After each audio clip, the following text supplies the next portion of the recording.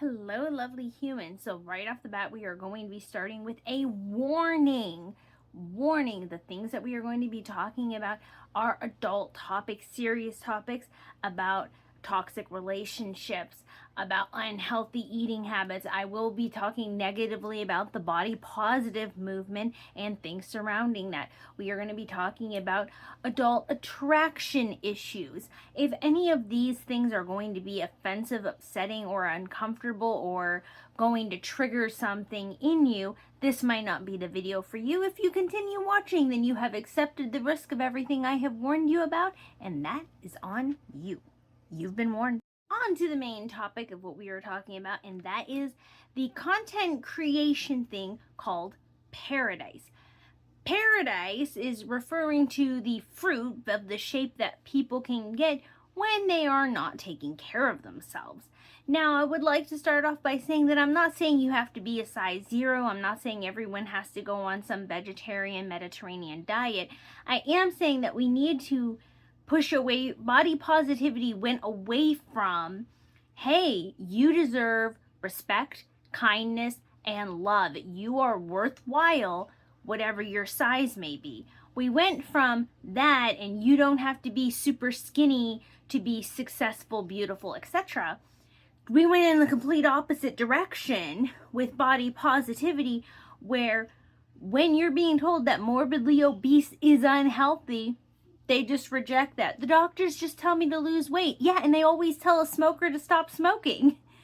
And they will tell people who are underweight that they're malnutritioned and that they need to put on a healthy amount of weight. But the body positivity movement says that you should just keep eating until you are a gelatinous blob.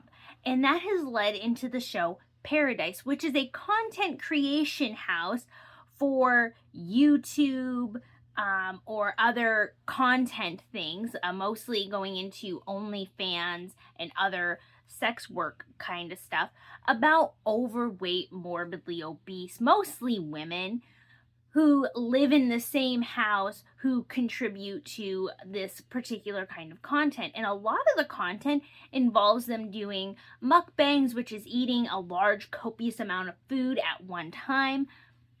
And this, or just like messily eating some kind of food. And these things go into a particular kind of fetish called feederism. Also, little disclaimer, I have a degree in psychology. I do not have any certifications in that field. I did not go in for counseling, and my legal stuff is just because I'm a legal enthusiast. I do not have any official legal certifications, experiences, etc. However, I do continue to say that you don't have to be a professional baker to know how to bake. So, also just adding that. We're going to touch on what a fetish is and when it becomes a problem. So, when you have something that is a fetish, this means that you like something that does not have to do with the sensual parts of the body that turn you on and give you gratification, which is fine until it becomes a problem. These things become disorders when they become paraphilias. Paraphilias is fetish taken to the next level. This means to the exclusion of all other stimuli, which means nothing else will get you except this one thing. And it becomes not only an interference to your job and your regular life, but it also puts yourself and others in harm's way, legally, financially, and health-wise. Okay, so how is being a feeder an abusive relationship versus just kind of weird? Well, it's because I have a whole another set of videos that I will link below that I made a while back talking about abusive relationships, but the snapshot is that in an abusive relationship, the abuser is someone who wants one thing. It always comes down to one thing. Why do they act like this? Why do they manipulate? The manipulation tactics they use, whatever it is, it always comes down to one thing: control. The abuser always wants control of another person in all of the ways. A feeder uses food as a way to be controlling of their victim, who is called a feedie. So how is that different than just being a chubby chaser? So you're just a person who has a preference for bigger people. What is the difference? The difference is someone who is a chubby chaser who just has a preference for bigger people, all the rest of a relationship still matters to them. The personality, compatibility, being able to get along, senses of humor, having stuff that you both like to do together, and being supportive and able to be supported for ambitions, dreams. When somebody is going through something, being there for them, and if you're going through something, being supported. That is, and it's just like, oh yeah, I'm cool with them being bigger. Like, that's not a hindrance to. Sometimes they're just like, I like bigger boobs, or I like a big butt, or whatever it is that they happen to like, and having big everything just go. Feeders, however, it's a requirement to be huge and be willing to get huge. And the only personality trait that you need for a feeder is loves to eat large portions constantly. And part of the things, just like the DSM, these things can change based on what is acceptable in society. So, for instance, having a foot fetish, it's one of the most common fetishes. So you're not going to be diagnosed with anything if it's just you have a thing for feet.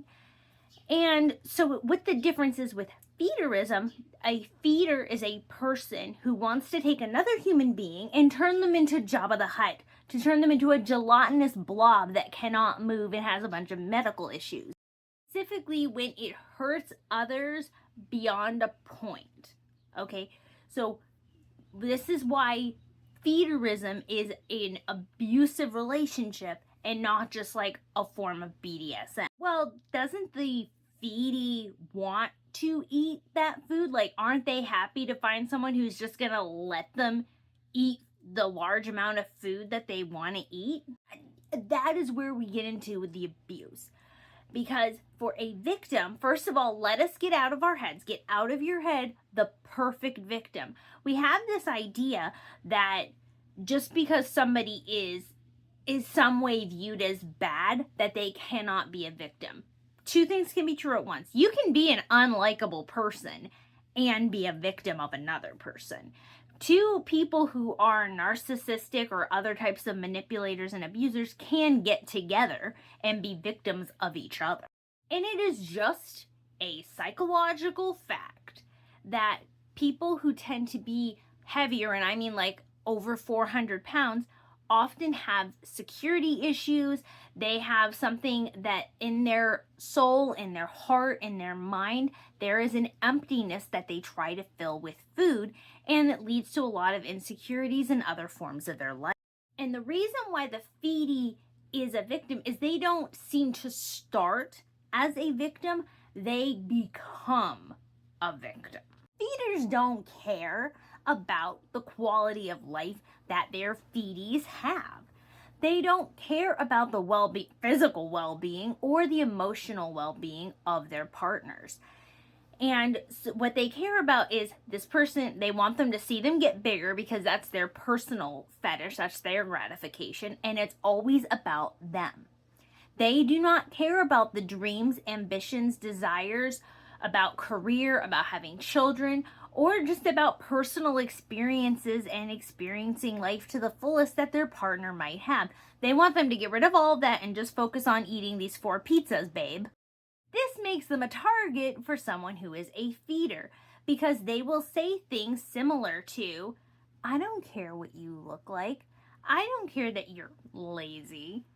I don't care about any of that stuff. If you want to eat, I'm going to make sure you get thousands and thousands of calories every meal for multiple meals a day. Some people in the world will differentiate a feeder from a death feeder.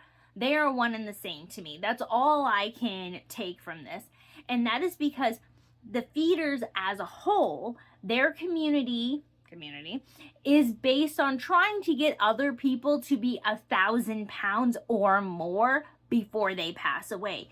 Their ultimate thing is to get other people to pass away because of weight-related problems and conditions, which superficially kind of sounds like they're being very accepting of another person's body. It's a manipulation tactic.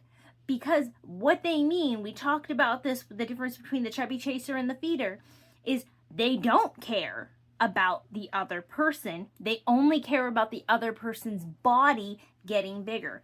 Yeah, they don't care what your face looks like because they're not going to do anything to help you take care of it. They don't care if your hair is a mess or falling out because they're not going to do anything to help you with it, even if you want that. They don't care what your teeth look like because they're not taking you to the dentist because they want you to be so big that you can't fit out the door. Now, how is this becomes the abusive tactic? Because guess what somebody can't do if they're unable to leave a bed? They can't leave the feeder.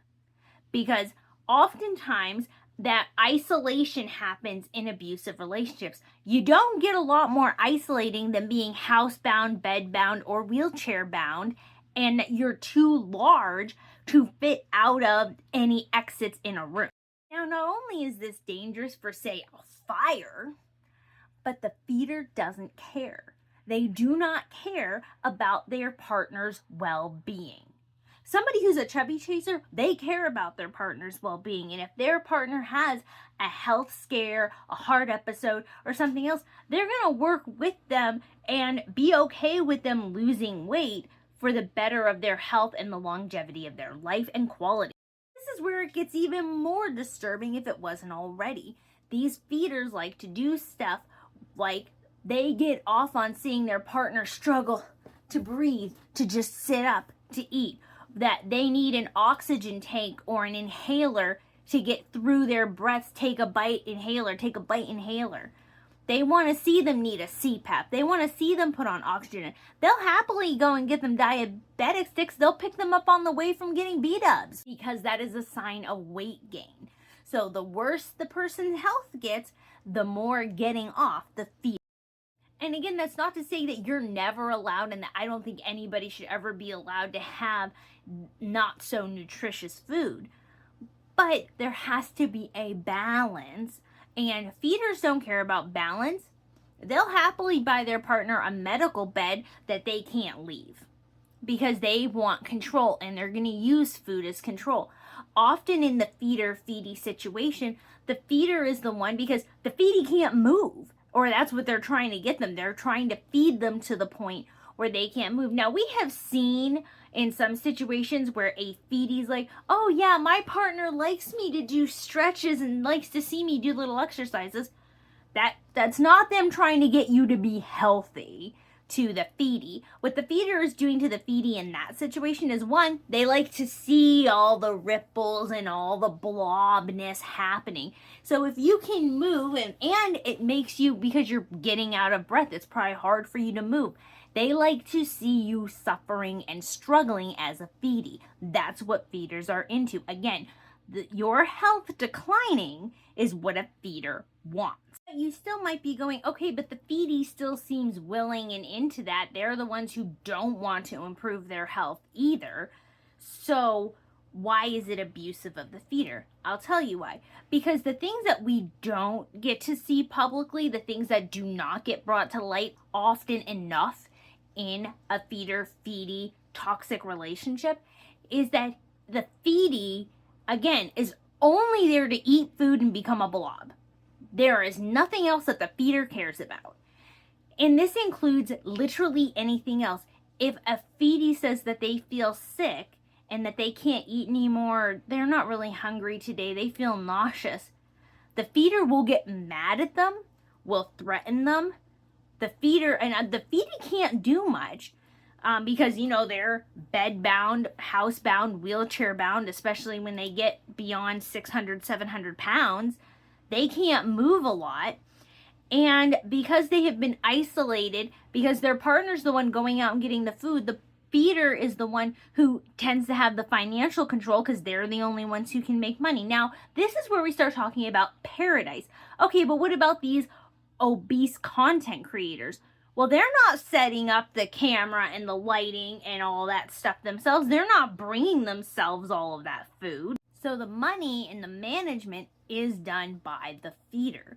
And they're often isolated from any other support systems, friends or family. They don't get to see them or talk to them very often. Some of them just because the feeder doesn't let them in, and because they get sick of being told, this is bad for you, feedie. You need to get help.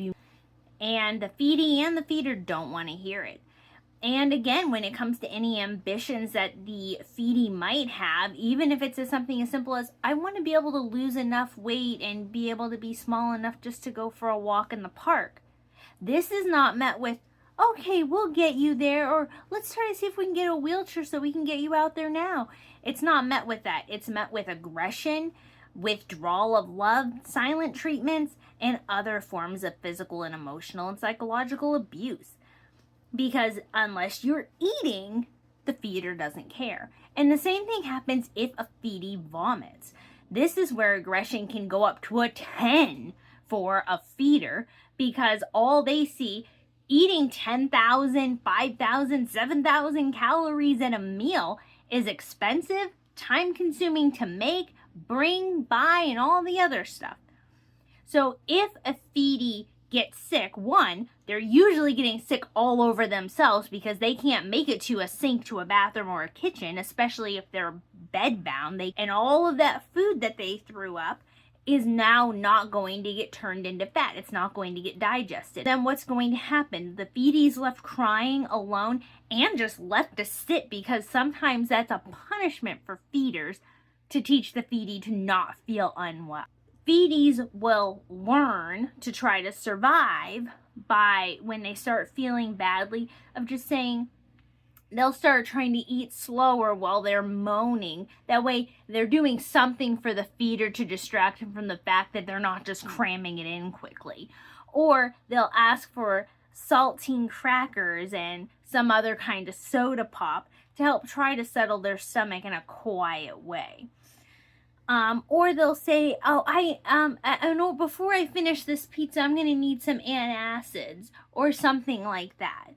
They have to hide when they're feeling unwell, because they're not going to get medical attention. They're not going to get love, support, and kindness from their partner. They're going to be met with aggression. This is why feeders are abusive. They'll also use love bombing of, if you love me, you'll eat this cupcake, or all 12. Stuff like that occurs. And so when we have Pearadise, we have a place where these feeder-intended people get to exploit and expose overweight women. And this is a place that takes place in Las Vegas, where everything goes. The sin is the win. Lighting change. And you might be thinking, okay, but what about the partners that encourage their partners to get on GLP-1 or other things? For feeders, it's a facade. They know and are banking on that their partner's gonna fail. Well, yeah, we're gonna encourage you to do this stuff. It's fake, because they're just going, go ahead and try. You're gonna fail, and then you're gonna get even fatter. And heart disease, being crushed under your own weight, and asphyxiation from food being shoveled in are often things that are linked to morbid obesity deaths. And Pearadise has had its own set of people passing away, and they have tried to cover this up. They say, well, they're willing, they know the risks and they put themselves at risks. When you're getting paid money, or when somebody's force feeding you and not stopping, this happened in the San Diego case in 2022, in force feeding his husband via asphyxiation.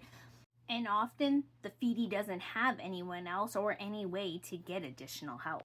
The same thing happens in Pearadise, where you have people who otherwise might not have a way to make money because they can't do a lot of moving. Once you hit a certain amount of weight, 600 pounds is usually where a lot of problems start happening.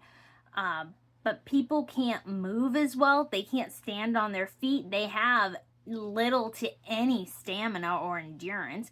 So they can't work at, say, a fast food place, a manufacturing place. They can't do any labor intensive things.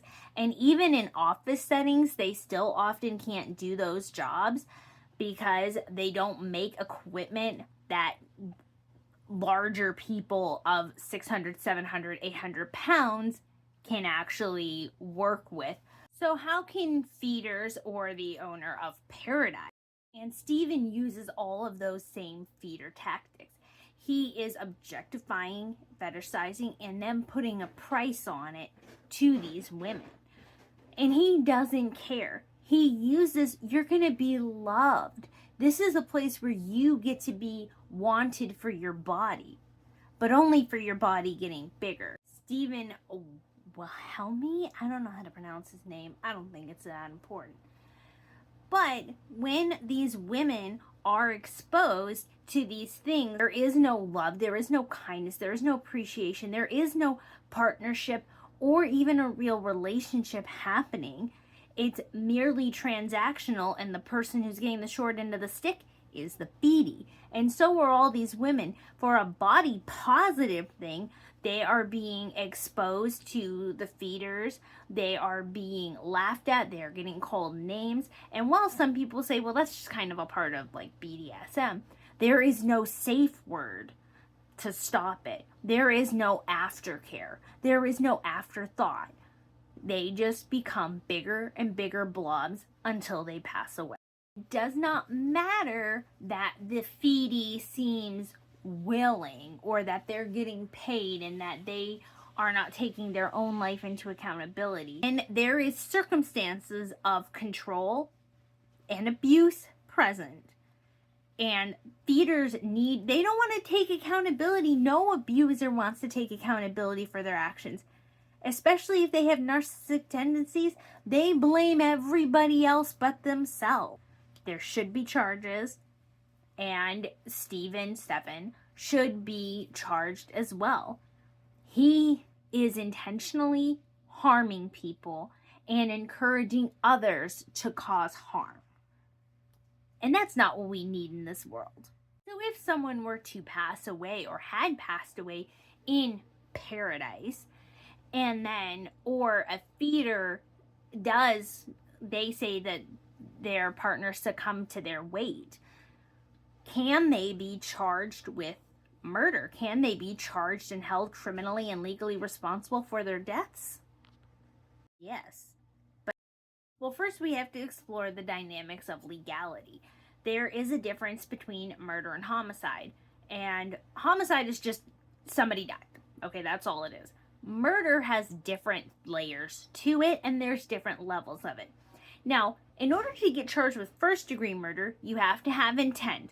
Well, when you don't allow somebody to stop eating, encourage them to keep eating, or only will pay for their whatever it is that they need, their paycheck, a certain amount of calories per meal per day, that's pretty intentional. With all the manipulation, isolation, and financial control, yeah, they didn't force them. However, we start to get into trouble when it comes to, well, is it what they're doing knowingly a crime? No, it's not a crime to feed someone. No matter how much the amount might be, buying, preparing, and giving somebody food in and of itself is not a crime. And this is where a lot of feeders will lean into this. The intent can also come from knowing what they were doing was causing bodily harm. Yeah, encouraging somebody to eat thousands and thousands of pounds every meal multiple times a day. You know that being obese causes health problems. That's causing bodily harm. But the other things that can be more criminally held are second-degree murder and manslaughter charges. With manslaughter, it doesn't matter if you intended to kill somebody. This is where we see people who get DUIs and kill somebody. This is what they often get charged with because they didn't go and intend to hit anybody while they were driving intoxicated. It happened. They took somebody's life because of their own reckless, negligent behavior. not getting somebody medical help when they needed it, as is often in the feeder community, encouraging unhealthy behavior. There is an apathy towards human life. There is an intent to cause bodily harm. Second degree is there's an intentional killing, but it's not premeditated, negligent, but the person did die due to your behavior, feeder. The other reason why I think manslaughter is the better charge is because you don't have to prove malice. So if you're Stephen Wilmey and you're having this Pearadise place where people are paying for certain kinds of content for people to shove food into their face until they become gelatinous blobs that can't move, breathe, or continue living, you can still get charged. With Donna Adelson, she wasn't even in the same city when the death took place. We also have seen the case of Conrad Henry Roy III. Roy had ended himself by sitting in a enclosed vehicle. And instead of trying to get him out, encouraged him to do so. But he had initially at one point gotten out, and Michelle told him to get back in. And she was charged with involuntary manslaughter. And in California, there have been cases, particularly an OnlyFans creator, who was charged for the fetish acts she was paid to do to other people. That is my opinion of Pearadise. I will put all of my links below for any cases that I mentioned, for any legal things that I came up with. I will give you all of the links below, including stuff on the docu-series that I looked up. Everything will be linked below. I will see you in the next video. Bye, lovely humans. Stay safe and healthy out.